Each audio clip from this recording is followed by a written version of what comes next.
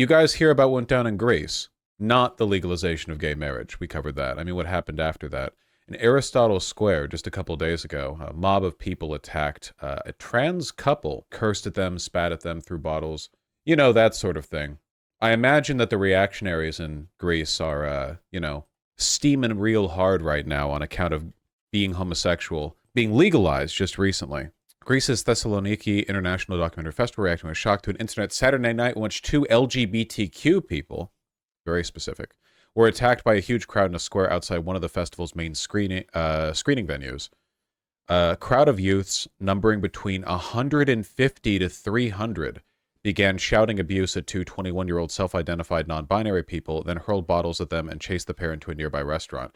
Yeah, that's the thing that makes this really weird. It doesn't seem like it was prompted by anything, like it just happened, and most of the crowd was young people, like minors in a lot of cases. Yes, the police have arrested a bunch of them, because as it turns out, you shouldn't do that. 9 jailed pending trial over allegedly harassing, threatening 2 transgender persons in Thessaloniki at Aristotle Square.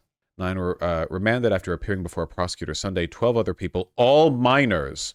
They're all broccoli-cut Zoomers. And maybe not even Zoomers. Gen Alpha? 9 out of like 200 people. Well, yeah, you can't arrest people for just being in a mob. The arrest would be for the people at the front who were throwing stuff or like shouting obscenities. Were released provisionally pending trial on the same charges before a juvenile court.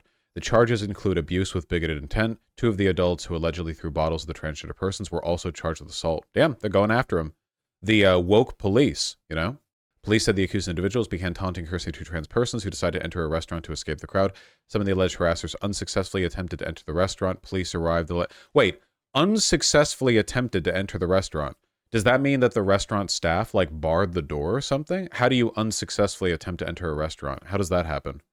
Police arrived and led the victims away, detaining the suspects on the spot. Okay, I don't really have strong preconceptions about Greek police. I guess I assumed they were corrupt and reactionary. This is pretty good police behavior? Like, I don't know. The police arrive, protect the trans couple, immediately arrest the people who were mobbing them from outside.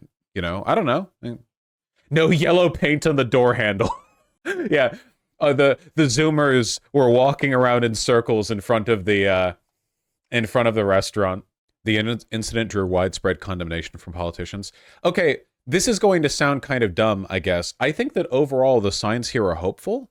The idea that, like, okay, let's examine the evidence. Okay, let's look over the information we have. Okay. I don't know all the details about why this mob appeared, but it was mostly youth, and none of them had the stones to actually go up and attack those 2, right? That is a positive. When, like, there were so many people there, hundreds of people, it would have been very easy for crowd bloodlust to take over and for them to just charge the couple, but they didn't. They just kind of, like, were jeering. High school bully behavior at most, right? The police show up and immediately arrest the ones that were most implicated. This just comes across as kind of pathetic. A bunch of politicians condemn it. And after the fact, thousands of people went out to that same square and marched to support them. So that's cool. An alarming attack on the young LGBTQ couple shaken Greece's second largest city. The summary of what we just saw.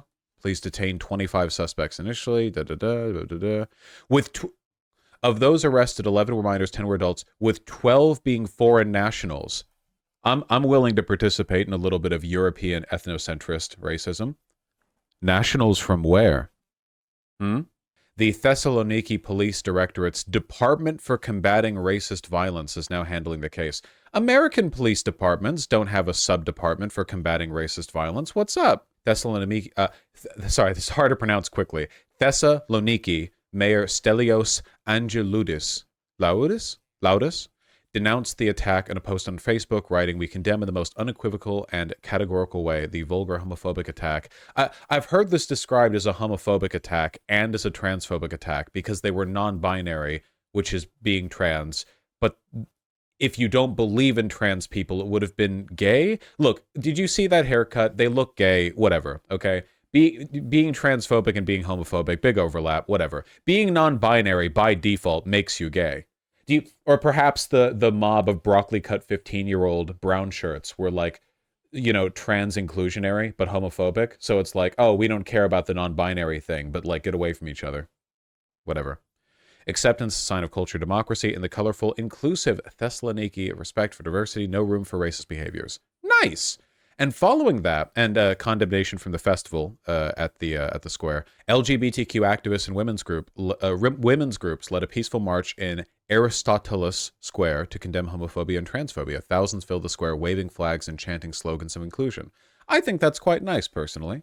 I know that, I think that it obviously isn't anywhere near as severe, but in my mind, this fits in the categorization of how Charlottesville ended up being good for non-Nazis because it made them look bad and it just it was a big shit show for them. In this case, this is a much more minor example, but it just doesn't oh, here's your reaction, here's your return with a V to tradition, fascist backlash to the legalization of gay marriage, a bunch of dipshit Zoomers failing to enter a restaurant because it wasn't painted yellow and then getting arrested and everyone condemns them and there's a counter protest, It also it makes them look so petty because it wasn't even a pre-existing protest or whatever. They just randomly started following and jeering and attacking two people, You understand what I mean, right?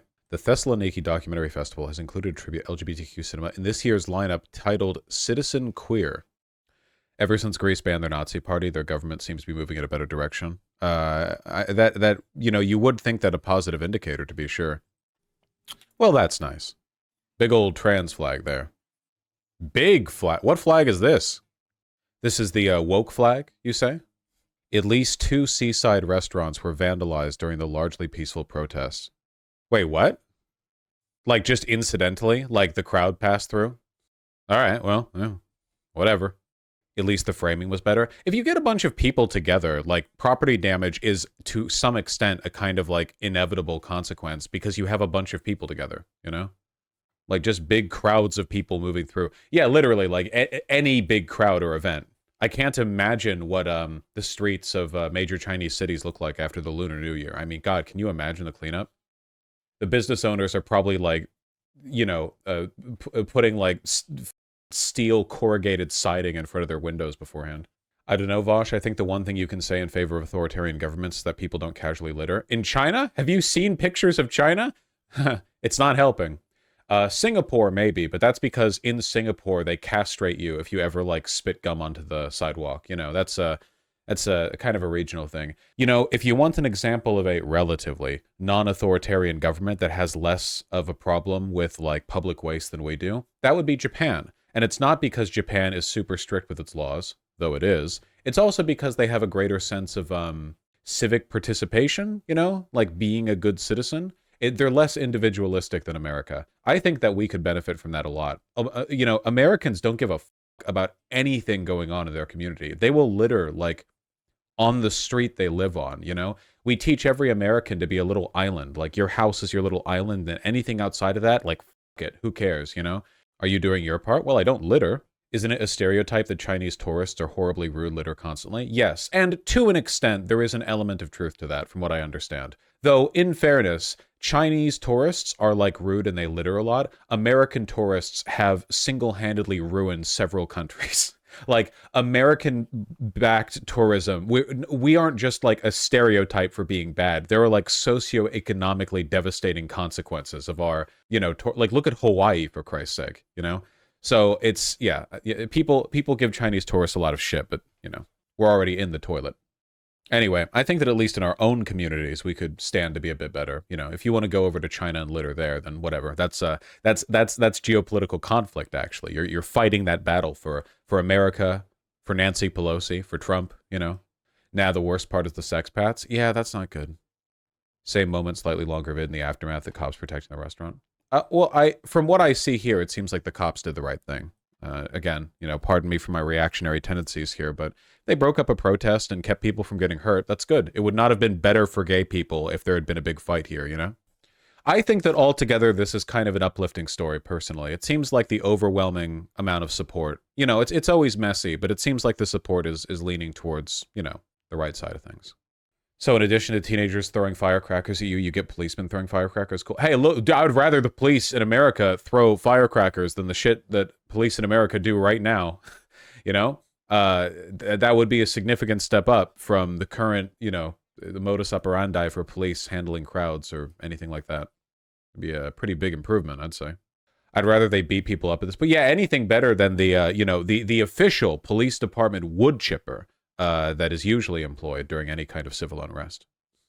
The man grabbers are best, IMO. I do see those get used a lot. Is this like it's a big China thing, right? The man grabbers? I don't know how effective these actually are. I guess they look pretty effective. I wonder if there's a reason why not every police department uses them. They've been pretty effective in Japan. Yeah.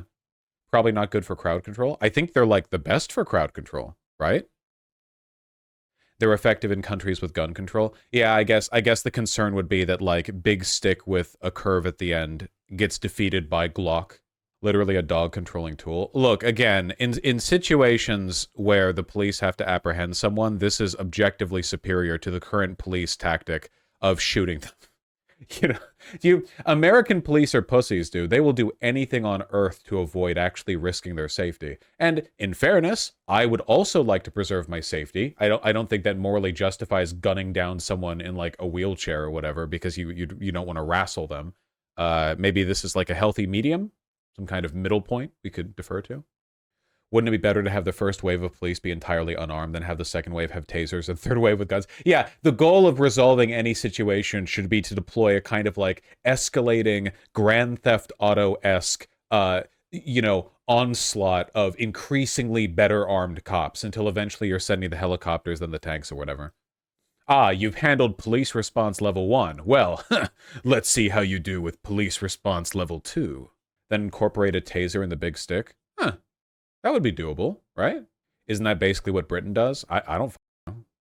All they have to deal with over there are knives, I don't know what the escalating threat level is. Over here in America, you can literally own, like, anti-materiel rifles in most states. The police response training in America here is heavily poisoned by the existence of the Second Amendment. Look up riot water cannon. You can kill people with that. I despise their American gun culture. Yeah, me too. $1,250 for a Beretta M82. That little? There's no way it's that cheap.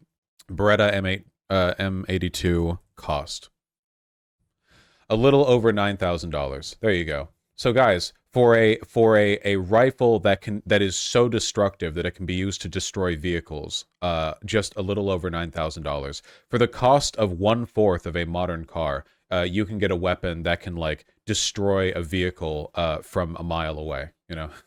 Barrett, not Beretta, sorry. Barrett, not Beretta. So powerful the recoil breaks your shoulder? Well, maybe, maybe for you.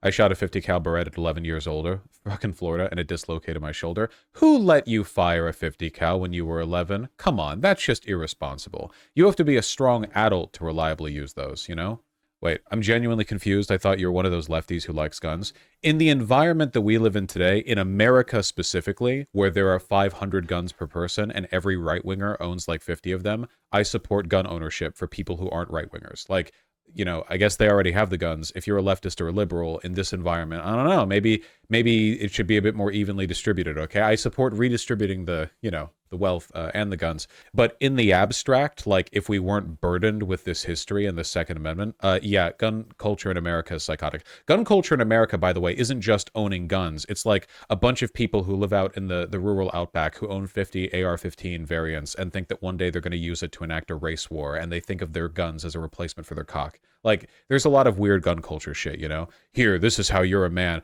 Fuck all that. I just think that practically speaking, if there's going to be 1 million guns here, not just a million, like that's a lot. 1 billion, more accurately, guns here in America anyway, then they might as well not be entirely owned by right-wingers. That's all.